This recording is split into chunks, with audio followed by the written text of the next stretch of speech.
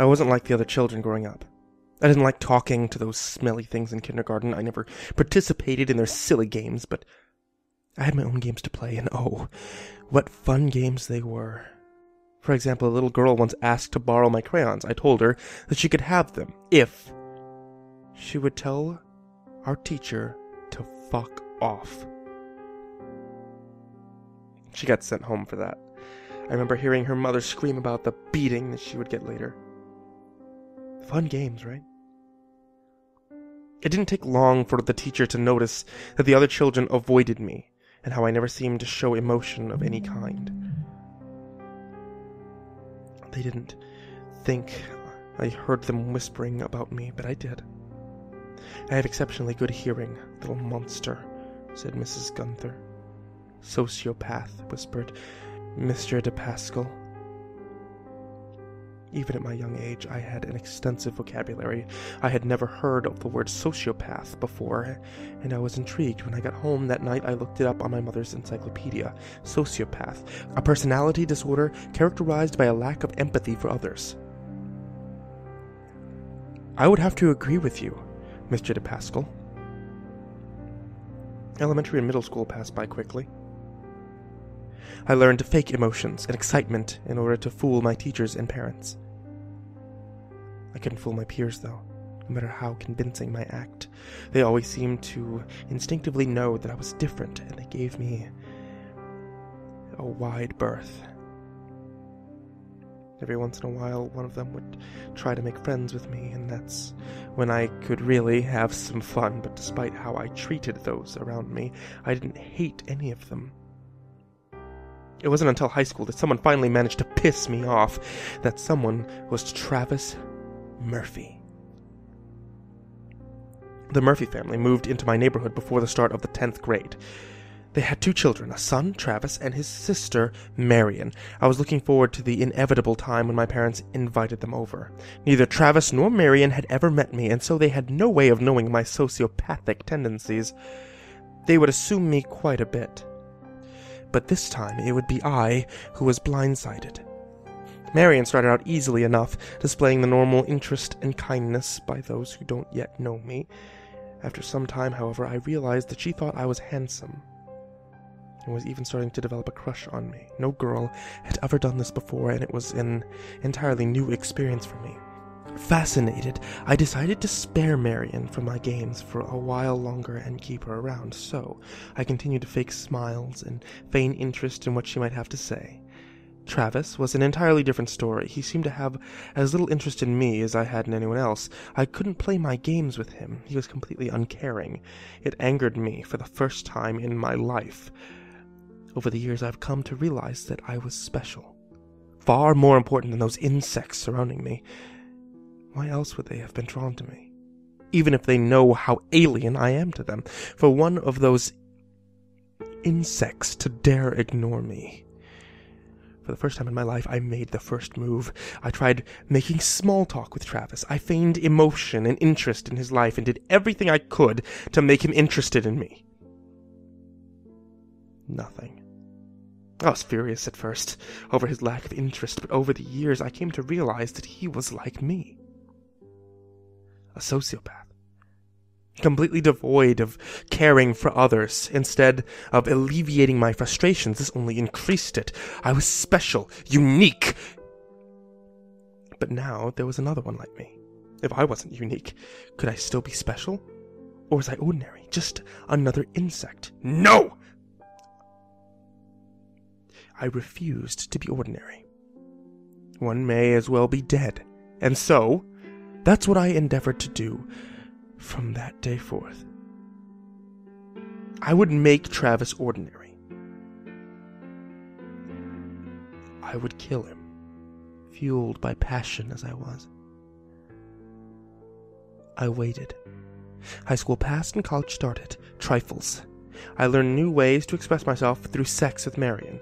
I learned the value of pain and how to make her beg for it. It was all very fascinating at first, but like everything else, it eventually lost its intrigue. My focus shifted away from Marion and back to Travis. I was fully ready to kill him, but cautious. I wasn't naive enough to think the insects would let me get away with it if they knew I murdered him, and I wanted to avoid prison at all costs. I feared nothing except boredom, and that is what prison is. Endless boredom. I couldn't act impulsively. I had to be calculating, crafty. As long as I was taking my time, I figured I may as well have some fun. My first chance to toy with my prey came about my second semester in college. Travis and his family were leaving for a week to visit a relative, or some such bullshit, and they were leaving their dog behind. They paid a neighbor to check in on him 3 times a day, giving him food, taking him outside. I watched this for 2 days, learning what the schedule was before making a plan. The night before the Murphys' return, I crept into the house after the neighbor had vet the dog for the last time. Marion had given me the security code to shut off the burglar alarm so I could sneak in for sex. Wearing gloves and a mask, I entered the house, unseen by the sleeping neighbors. The dog knew me by scent and didn't bark. He bounded to me, wagging tail and tongue hanging stupidly from his mouth. I worked quickly, taking his head into my hands and crushing it, driving my thumbs deep into the eye sockets and feeling the dog's skull fracture in my palms. He let out a quick whimper before falling silent forever. Good boy.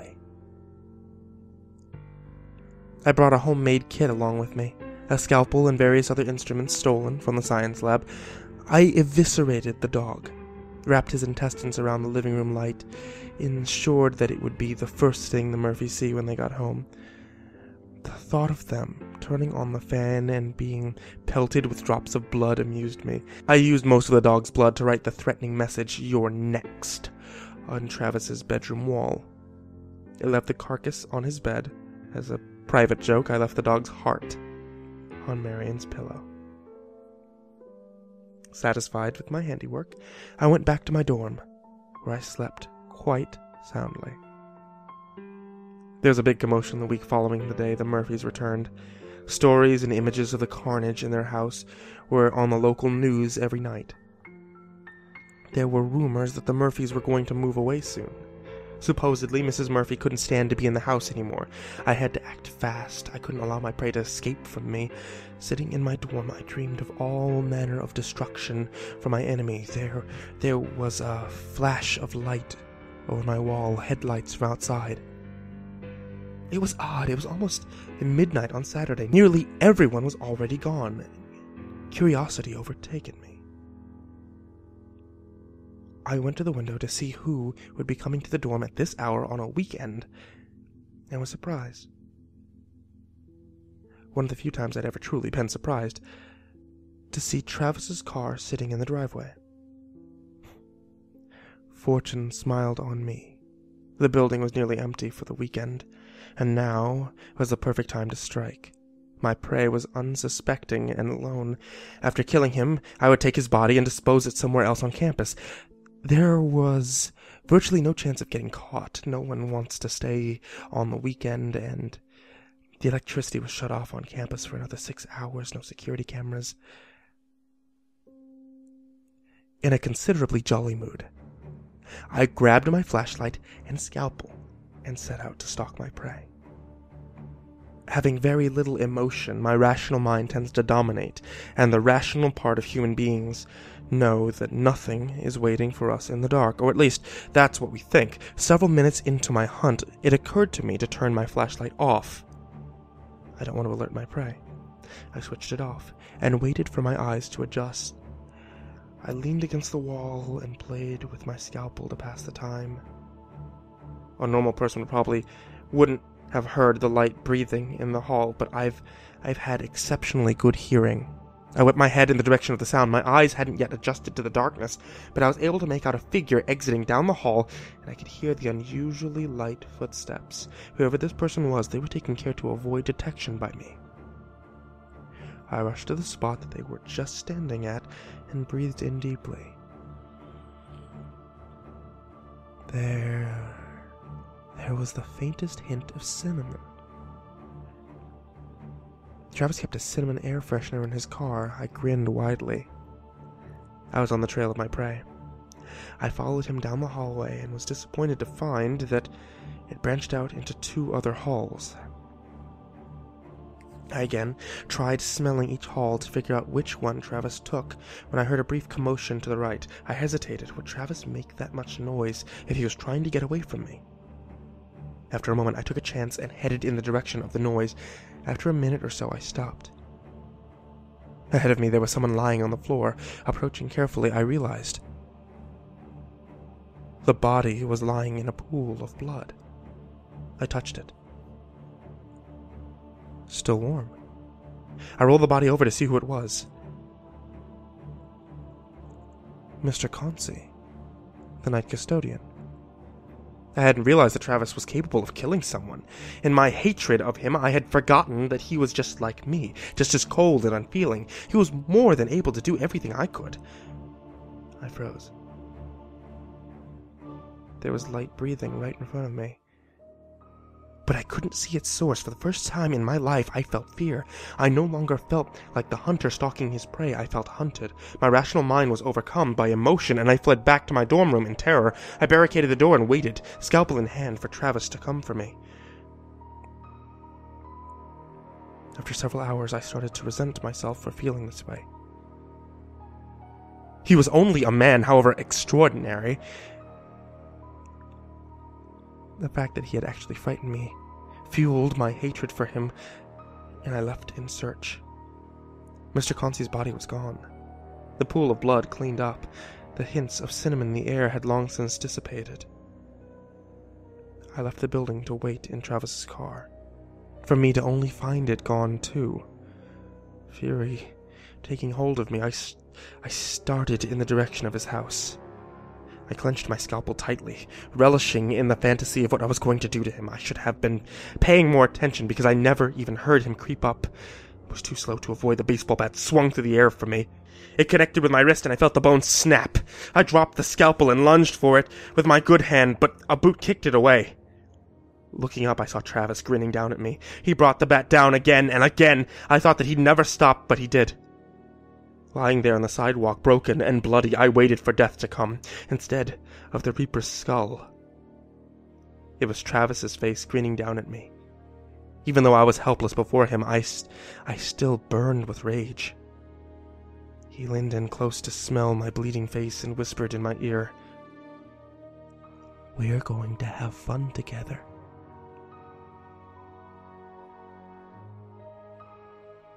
I spent 2 weeks in the hospital before leaving against my doctor's wishes.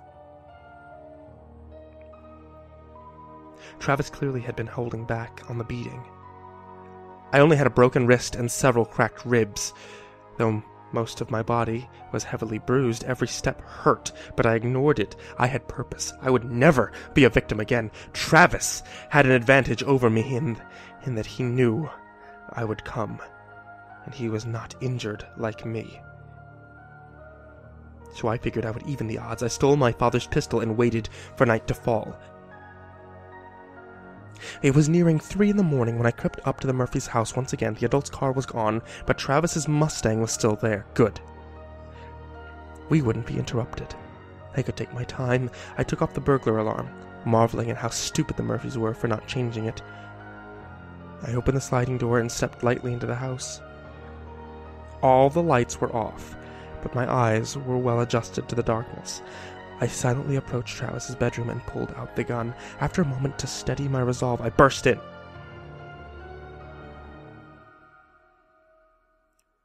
I was not prepared for what I saw. Travis was lying on his bed, a look of mild surprise on his face. His throat was slashed from ear to ear. Blood was everywhere, including a message on the wall that read, "Bad boy."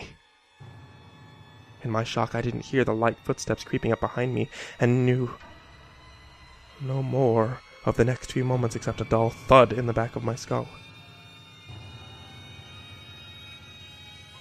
I awoke in a basement. In my shock, I didn't hear the light footsteps creeping up behind me, and knew no more of the next few moments except for a dull thud in the back of my skull. I awoke in a basement, tied to a chair. Absurdly, my first thought was how cliché this seemed to be. My eyes took a second to adjust, and I saw a naked figure standing in front of me. Its body was covered in blood, which I presumed was Travis's, though the pounding in my head... I heard the figure speak. I didn't want it like this. Why couldn't you boys just behave yourself? The figure paced in front of me. No one ever does what they're supposed to.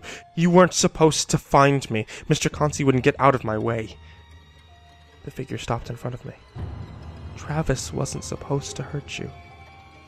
I told him not to, but after he realized what you were, he just couldn't help himself. I suppose that's why you went after him too. The figure stroked my face tenderly. I watched you when you killed our dog. You never knew I was there. I'm really good at hiding. It was so sweet of you to leave me the heart. I still have it. Marion smiled at me. I could see something in her eyes, something I didn't have. The absurd part of my brain started to point out the difference between sociopath and psychopath. We have the silliest thoughts at the silliest times, don't we? I didn't want things to work out this way, but it's okay. We'll make it work. I'll kill my parents when they come home, and we'll go far away to someplace beautiful where we can be together forever.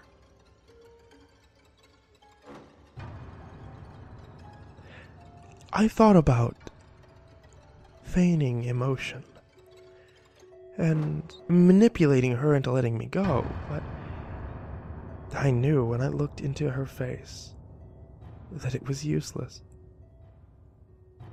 She didn't care about my situation, only hers. A complete lack of empathy.